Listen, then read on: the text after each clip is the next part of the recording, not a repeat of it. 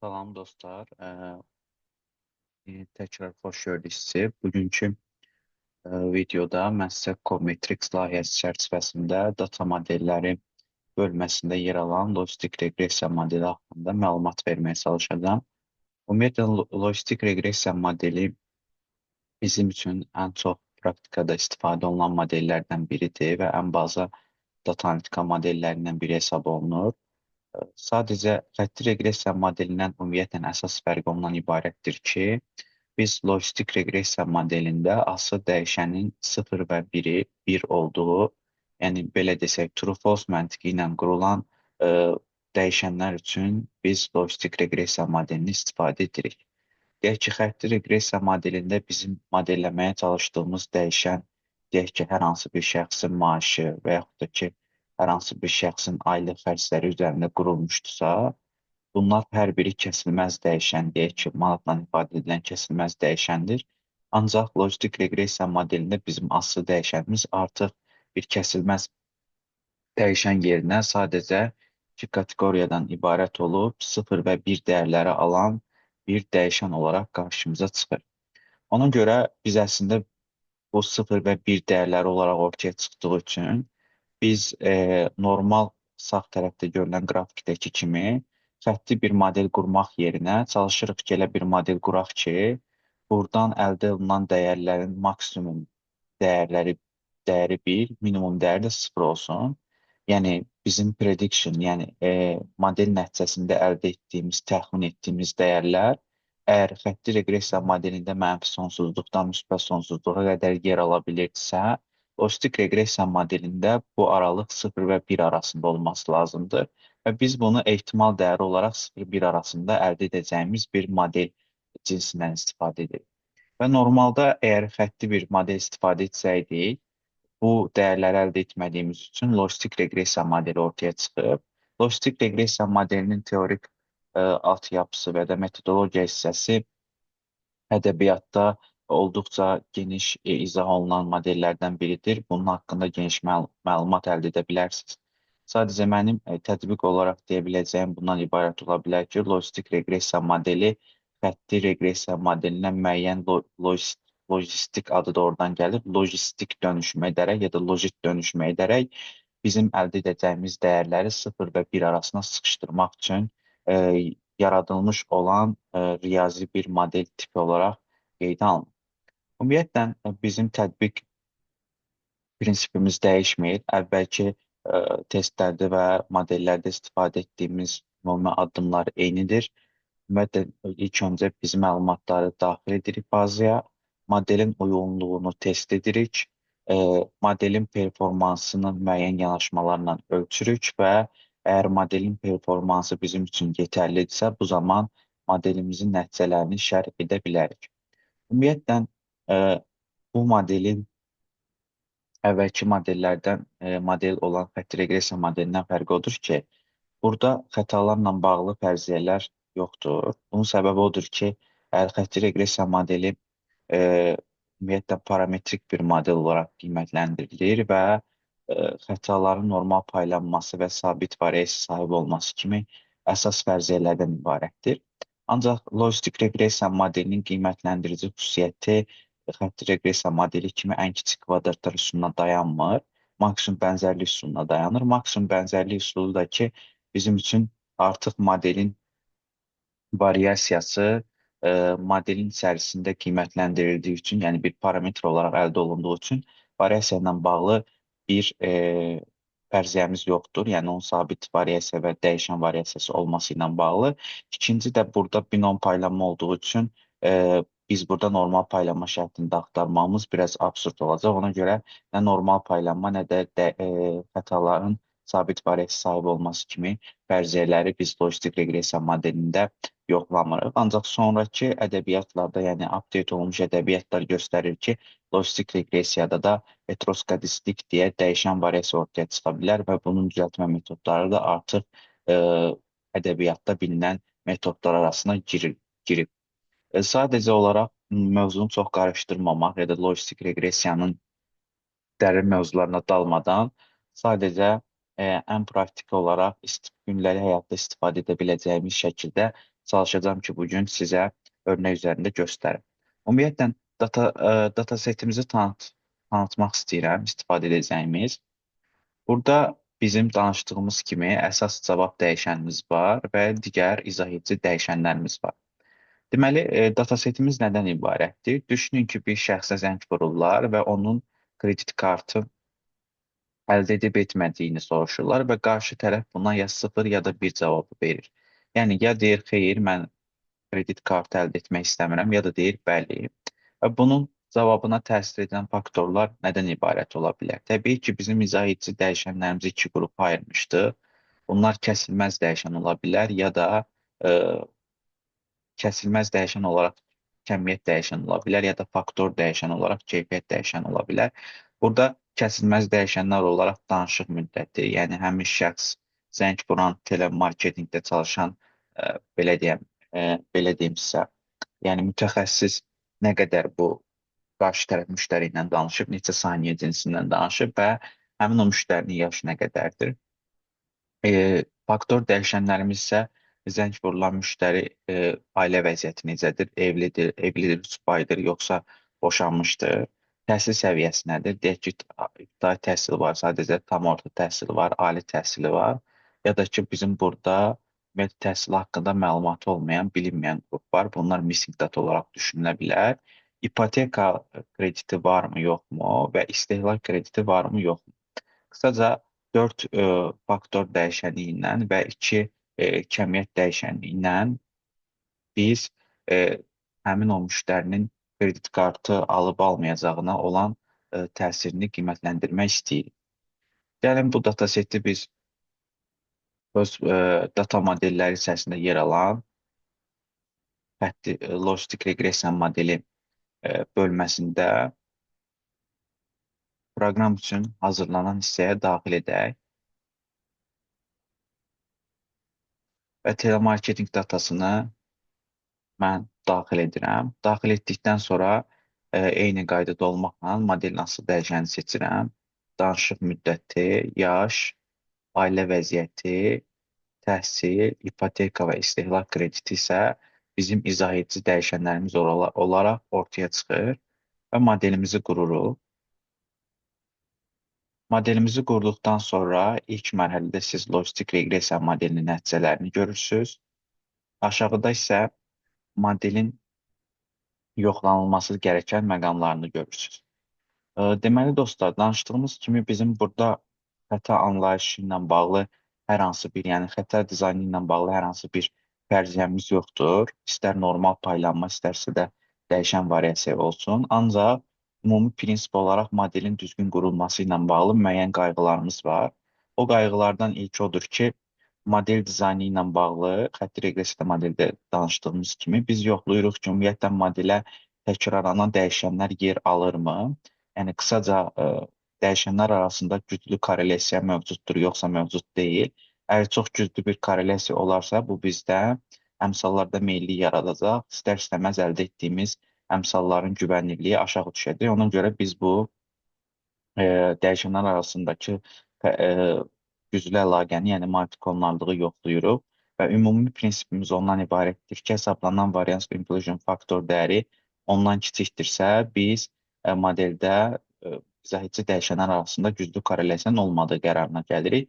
Görürük ki, istifadə etdiyimiz bütün dəyişənlər bizdə 10 dəyərindən aşağı əldə olunduğu üçün biz multikonlarlıq probleminin olmadığı qərarına gəlirik. İkinci məqam ondan ibarətdir ki, dostlar, biz modelin yetəri qədər izah edici dəyişənlərini qurmuşuq, yoxsa qurmamışıq. Bunu əsasən modelin uyğunluğunun yoxlanılması testləri ilə istifadə olunur. Bunlardan ən çox istifadə olunan Hoşmer-Levashov testi dediyimiz əldə olunan belə deyək, ehtimal dəyərləri ilə gözlənilən ehtimal dəyərlərinin qarşılaşdırması nəticəsində ortaya çıxardılan bir statistik testdir və istənilən fərziyyəni yoxlayarkən yadınıza salmaq istəyirəm ki, prob dəyərinin 0,05-dən kiçik olması mənim üçün o fərziyyənin ödənmədiyi, yəni model üçün problem olduğu mənasına gəlirdi. Hoşmer-Levashov testinin statistik dəyəri 54,087 əldə olunub və P dəyəri 0,05-dən kiçikdir. Bu mənaya gəlir ki, artıq gözlənilən ehtimalla gerçəkləşən ehtimallar bir-birindən örtüşmür modelin spesifikasiyası yenidən gözdən keçirilməlidir. Buna bənzər bir test modelin ümumiyyətlə qurulma prinsipi ya da modelə daxil olunan izah edici dəyişənlərin yetərli olub olmaması, yetəri qədər modeli cover edib etməməsini yoxlayan digər bir testim isə link testidir. Link testinin nəticəsinə görə də pi dəyəri 0,05-dən kiçik əldə olunur və modelin spesifikasiyası yenidən gözdən keçirilməli şəklində qərar alır. Bu nə deməkdir? Bu o deməkdir ki, əslində hələ də modeldə yer alması gərəkən, amma modelə daxil edilməyən çox önəmli bir faktor var. Təbii ki, bu araşdırmacı ya da tədqiqatçı ya da ki, data analitikın öz şəxsi seçimidir. İstər yetər qədər vaxtı varsa, həmin o dəyişəni tapıb modelə daxil edə bilər, hansı ki, daha keyfiyyətli bir model istəyirsə. Əgər buna yetər qədər vaxtı yoxdursa, bu şəkildə də əgər modelin performansında çox ciddi bir e, aşağı göstərici yoxdursa, həmin o modeli istifadə edə bilər. Amma ümumi prinsip ondan ibarətdir ki, tövsiyə olunur ki, model qurularkən bütün zəruri dəyişənlər diqqətə alınsın və modelin gələcəkdəki performansına da təsir edəcəyi üçün bütün dəyişənləri biz öncədən diqqətə alaq. İkinci, bizim ən çox lojistik reqressiyada baxdığımız bu iki önəmli, belə deyək, diqqət edilməsi məqamından başqa modelin proqnozlaşdırma qabiliyyətidir. Modelin proqnozlaşdırma qabiliyyəti əsasən təslimat cədvəli dediyimiz ya da İngilizcə Consumer Matrix dediyimiz cədvəllə ölçülür və bu cədvəlin ən böyük dezavantajı ondan ibarətdir ki, bizim verdiyimiz kəsmə dəyərlərə görə Consumer Matrix dəyərləri dəyişə bilər. Amma yenə də ortaq qəbul edilən 0,5 dəyərini bir o kəsmə dəyəri olaraq götürsək, bu zaman əldə olunan ehtimalları da 0,5 dəyərinə görə 0 və 1 göstəricinə dönüşdürsək, həqiqi və proqnozlaşdırılmış dəyərlərin ümumi cədvəlini əldə etmiş olacağıq. Biz görürük ki, əslində proqnozlaşdırılmış dəyərlər 0, həqiqi dəyərlərin də 0 olduğu 3930 nümunə var. Proqnoz dəyəri 1, həqiqi dəyəri də 1 olan 93 nəfər var. Ancaq proqnoz dəyəri 1, həqiqi dəyəri 0 olan 424 nəfər artıq kənarlaşmadır. Bunu type 2 error olaraq düşünə bilərsiniz. Proqnoz 0, həqiqi dəyəri də 1 olan 74 nəfər var. Bunu da type 1 error olaraq düşünə bilərsiniz. Ümumiyyətlə 0 və 1-lərin kəsişmə nöqtələri bizim üçün bizə onu göstərir ki, bu dəyərlər nə qədər örtüşübsə, biz daha yüksək performanslı bir model əldə edirik. 1-ə 0 dediyimiz ya da 0-a 1 dediyimiz artıq xətaların ortaya çıxdığı buradakı dəyərlər isə bizə onu göstərir ki, bu dəyərlərin proqnozlaşdırması sırf 0,5 dəyəri üçün o qədər də uyğun deyil. Ona görə əgər biz sıfırların örtüşməsini ümumi datadakı faizini götürsək, 89%-dir. Yəni 89% xeyr deyən şəxslər düzgün proqnozlaşdırılır. Ancaq bir deyən sadəcə 18% insan düzgün proqnozlaşdırılır. Bu da onu göstərir ki, orada da bir qeyri-balanslılıq var. 0,5 dəyərini əgər biz referans alsaq və ümumi spesifik dəyəri isə e, daha doğrusu biz burada belə deyək də, həssaslıq dəyəri birlərin nə qədər düzgün proqnozlaşdırdığı, spesifik dəyəri sıfırların, dəqiqlik dəyəri isə ikisinin ortaq olaraq, yəni 0 və 1-lərin ortaq olaraq toplamda datada neçə faizini təşkil etdiyi şəklində biz bunu qiymətləndiririk. Təkrarlanmış olursa, daha dəqiq olsun deyə spesifik dəyərləri bizdə datada sıfırların nə qədər düzgün proqnozlaşdırılır, 3930 dəyəri ümumi datasetin 98%-ni təşkil edir, 0 olan şəxslərin 98%-ni. Əsaslıq dəyəri isə cəmi 93 nəfərdə birlər düzgün proqnozlaşdırılıb. Bu da ümumi 424 üstə gəlib 93-ün 18%-ni təşkil edir. Bu olduqca aşağı bir göstəricidir, amma 0,5 dəyərinə görə nəzərdə tuturuq. Amma hər ikisini ortaq olaraq diqqətə alsaq, 0 və 1-lərin düzgün proqnozlaşdırılmasının ümumi datasetdəki şəxslərə olan nisbəti isə 89%-dən ibarətdir. F1 adlanan bir skor da var. Bu da göstərici olaraq ən çox istifadə edilən belə deyək, performans ölçülərindən biridir. 0,272 əldə olunub. Bu da orta səviyyədə bir performans olduğu mənasına gəlir.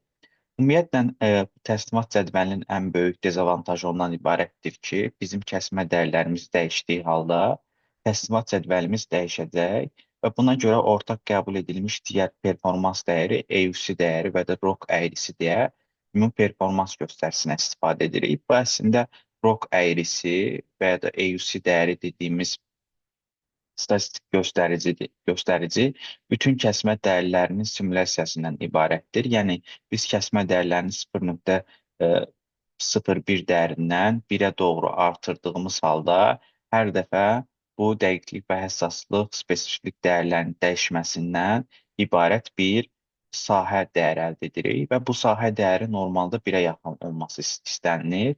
Nə qədər 1-ə yaxındırsa bu dəyər, biz bu göstəricinin yaxşı olduğunu qərarına gəlirik.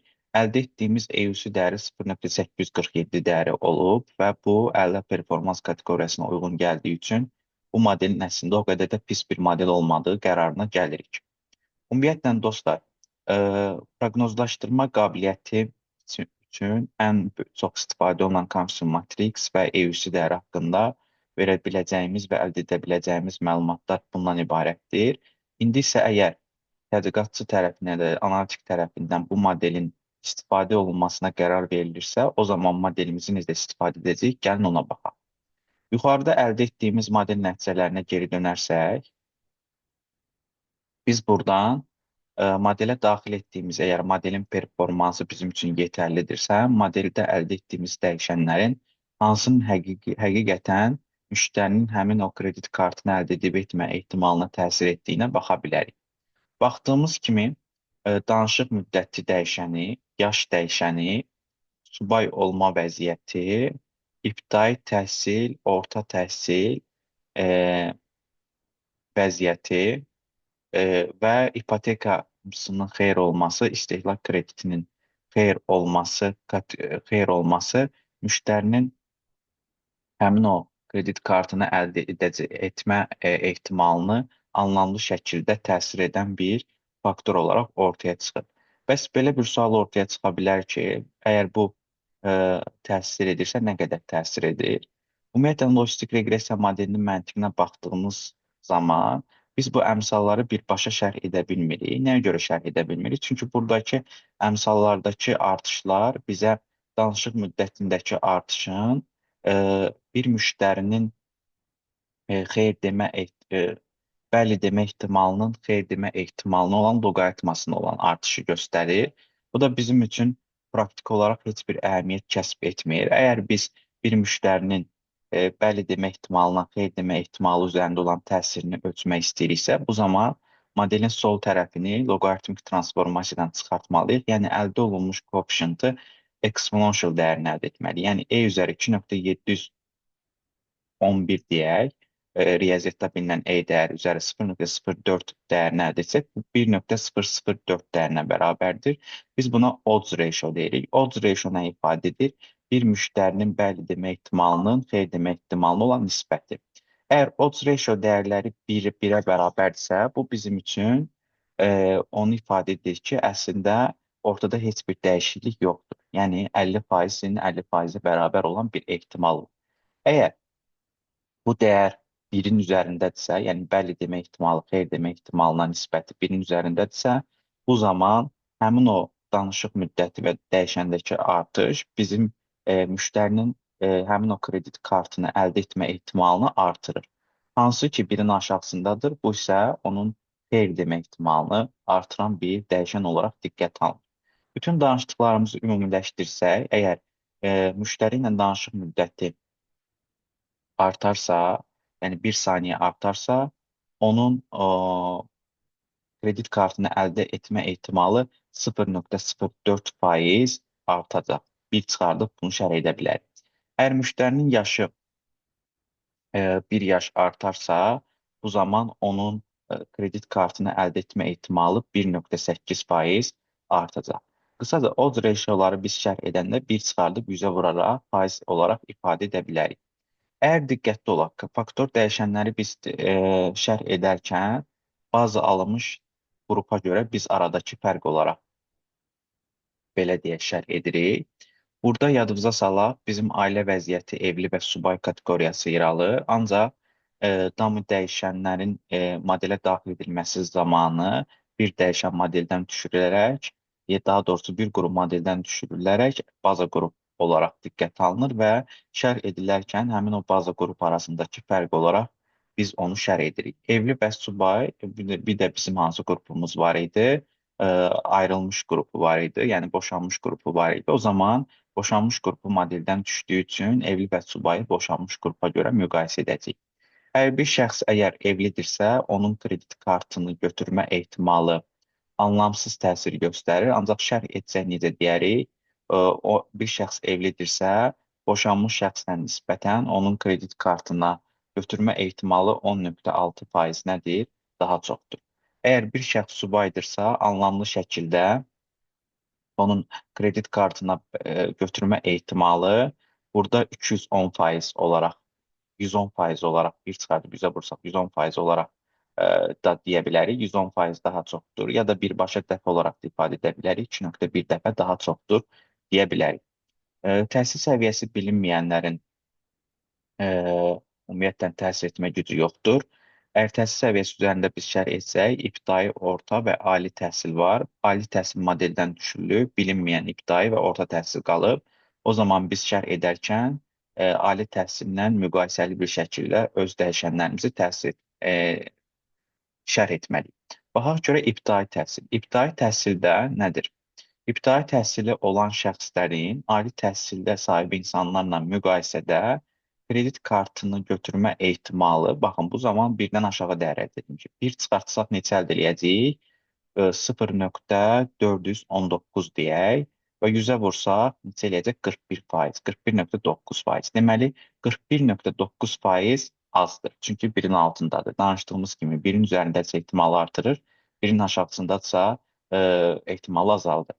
Təhsil səviyyəsi orta olan şəxslərin ali təhsildəki insanlarla müqayisədə kredit kartını götürmə ehtimalı nə qədər azdır? Gəlin baxaq. Bir çıxardaq 0,35 deyək, 100-ə vursaq 35%. 35% təqribi daha azdır deyə bilərik. İpotekası xeyir olan insanların bəli olan insanlarla müqayisədə, çünki iki kateqoriya var, biri düşüb, biri qalıb, 2,22 dəfə kredit kartını götürmə ehtimalına bəli deməsi daha çoxdur. İstehlak krediti xeyir olanların isə istehlak krediti bəli olanlarla müqayisədə kredit kartını götürmə ehtimalı 2,04 dəfə daha çoxdur və yaxud da ki 104% daha çoxdur deyə bilərik. Ümumiyyətlə dostlar, bizim modeldən əldə edilə biləcəyimiz bütün insightlar bundan ibarətdir. E, Danışdığımız kimi e, bizdə ümumiyyətlə proqram təminatı yaradılarkən proqramdan çox istifadə etməmə məqsədli olaraq uzun bir müddət gözləmə əməliyyat edilməməsi zamanı səhifə bloklanır. Ona görə səhifəni yeniləyib sürətli bir şəkildə dataları daxil edib ümumiləşdirə bilərik. Dediyimiz kimi ilk öncə model üçün məlumatları daxil edirik. Asıl dəyişənimizi seçirik, izah edici dəyişənlərimizi seçirik.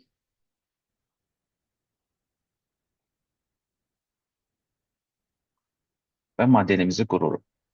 Əldə etdiyimiz ilk pəncərə ümumi reqressiya modelinin əmsalları, onların anlamlığını və odd ratioları təmsil edir. İkinci mərhələdə modelin dizaynını yoxlayırıq, hansı ki istəyirik modeldə multikonlarlıq olmasın.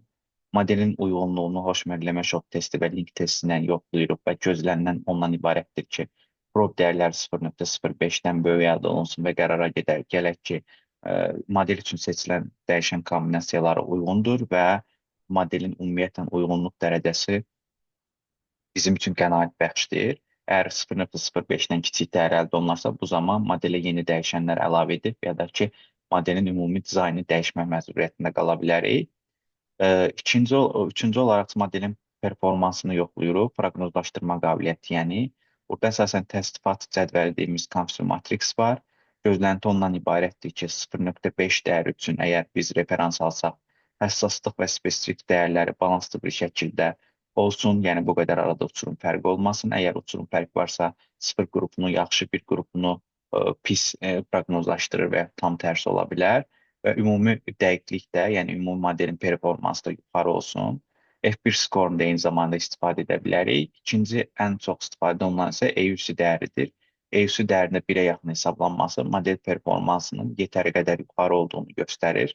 Bizdə də təqribi olaraq 84,5% bir performans var. Bu da əla performans kateqoriyasına uyğun gəldiyi üçün ümumi olaraq modelin performansını uyğun hesab edirik. Burada tək bir problem bəlkə də analitik tərəfdən modelə yeni dəyişənlərin əlavə olunaraq modelin ümumi uyğunluğunun, yəni dizaynın yaxşılaşdırılması və eyni zamanda EUC dəyərində yuxarı doğru hərəkət etdirilməsinə nail oluna bilərdi. Ancaq əlimizdəki məlumatları istifadə edərsək, daxil etdiyimiz dəyişənlərdən ailə vəziyyətinin evli olması, e, boşanmışlara görə müqayisədə anlamlı təsir göstərmir.